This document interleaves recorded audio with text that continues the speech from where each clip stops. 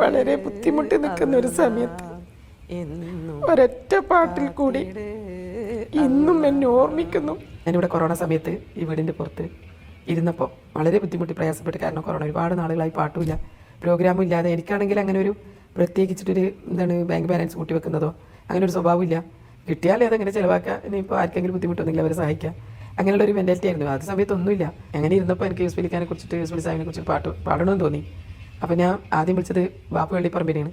അവർ എനിക്കൊരു പാട്ട് എഴുതി വെച്ചപ്പോൾ ഞാൻ പറഞ്ഞു ഇത് പറ്റൂല, ഇത് എനിക്ക് മനസ്സിന് ഒരു തൃപ്തിയായിട്ടില്ല. അപ്പോൾ പിന്നെ രണ്ടാമത് ആദ്യം എഴുതിച്ചു. അപ്പോൾ ആ പാട്ട് കിട്ടിയ വളരെ 4 പേരാണ് അയക്കുന്നത്. അത് യൂസ് ഫലിക്കാൻ്റെ കഥയിലേക്ക് എത്തി. പിന്നെ യൂസ് ഫലിക്ക തന്നെ നേരിട്ട് വിളിച്ച് കുറേ സംസാരിച്ചു. യൂസ് ഫലിക്ക പറഞ്ഞു, ഞാൻ കുട്ടികളെങ്കിൽ ഫാമിലി കുടുംബമൊക്കെ ചോദിച്ചു. എന്നോടാണ് എന്തിനാ പേടിക്കണം, എനിക്ക് 3 പെൺകുട്ടികളാണ്, പിന്നെ പെൺമക്കൾ നമ്മളെ ഏറ്റവും ഐശ്വര്യം ഭാഗ്യമാണ്.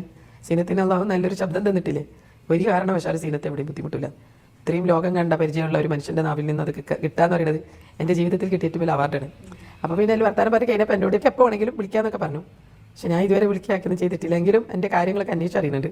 ആദ്യം ഫോൺ വെക്കുമ്പോൾ എന്നോട് ഒരു കാര്യം പറഞ്ഞിരുന്നു, എൻ്റെ പിയെ വിളിക്കുമെന്ന് പറഞ്ഞു. അങ്ങനെയാണ് എൻ്റെ അക്കൗണ്ട് നമ്പറും വീടിൻ്റെ അഡ്രസ്സൊക്കെ വാങ്ങി അക്കൗണ്ടിലേക്ക് എനിക്ക് പൈസ അയച്ചു, നല്ലൊരു എമൗണ്ട് അയച്ചു.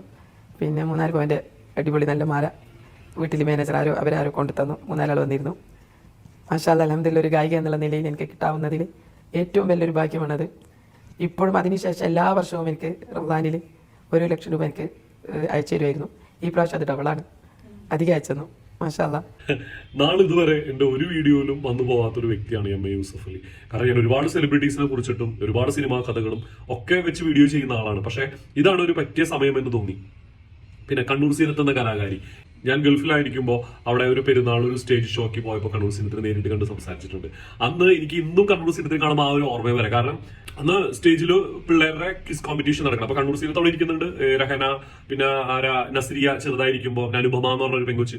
ഇവരൊക്കെ ഇരിക്കുന്ന ഇടയിൽ ഈ കുട്ടികളുടെ അടുത്ത് ആ ആങ്കർ ഒരു ക്വസ്റ്റ്യൻ ചോദിച്ചു, കേരളത്തിന്റെ മുഖ്യമന്ത്രി ആരെന്ന് ചോദിച്ചപ്പോൾ ഓഡിയൻസിൽ ഒരു തല തെറിച്ചൊരേറ്റ് എന്ന് പറയാം, കണ്ണൂർ സീനത്ത് ഈ പുള്ളിക്കാരി ഇരുന്നിട്ട് വായ പൊത്തി ഇരുന്ന് ചിരിക്കണ ഒരു സീൻ ഇന്നും എന്റെ മനസ്സിലുണ്ട് കേട്ടോ. നല്ല കലാകാരി. ഇനി യൂസഫ് അലി എന്ന വ്യക്തിയെ കുറിച്ച് പറയുന്നത് കേട്ടു. ഒരുപാട് പേരുടെ ജീവിതത്തിലെ കണ്ണീരൊപ്പിയ മനുഷ്യൻ എന്നേ പറയാൻ പറ്റൂ. എന്റെ ജോലി പോയിരിക്കുന്ന സമയത്ത് എന്റെ ഉമ്മ എപ്പോഴും എന്നോട് പറയുന്ന കാര്യമാണ്, യൂസഫ് അലിയുടെ നമ്പർ ഉണ്ടെങ്കിൽ ഒന്ന് വിളിക്കും മോനെ, അല്ലെങ്കിൽ ഷാജിയുടെ നമ്പർ ഉണ്ടെങ്കിൽ ഒന്ന് വിളിക്കാം, അവരോടൊക്കെ ജോലി ചോദിച്ചാൽ എന്തായാലും ജോലി തരും. ഇത് തീരെ ആക്സസ് ഇല്ലല്ലോ, അവരൊന്നും നമ്പർ കിട്ടാനോ അല്ലെങ്കിൽ അവരെ കോൺടാക്ട് ചെയ്യാനോ അവരെ പോയി കാണുന്നതും ഈസി വേണമെന്ന് ഉമ്മാക്കൊന്നും അറിയില്ലല്ലോ. അവര് ഞാൻ എന്താ വിളിച്ചൊന്ന് സംസാരിക്കും, കാരണം അദ്ദേഹം കുറെ പേർക്ക് നല്ല കാര്യങ്ങൾ ചെയ്യുന്നു. അപ്പൊ മോനിക്ക് എന്തായാലും ഒരു ജോലി തരും എന്താ വർത്താനം കിടക്കി പെട്ടെന്ന് കണ്ടപ്പോ ഓർമ്മ. നന്മ ചെയ്യുന്ന ആൾക്കാർക്കും എല്ലാവർക്കും എന്നും നന്മകൾ തന്നെ ഉണ്ടാവട്ടെ, എന്നും നന്മകൾ.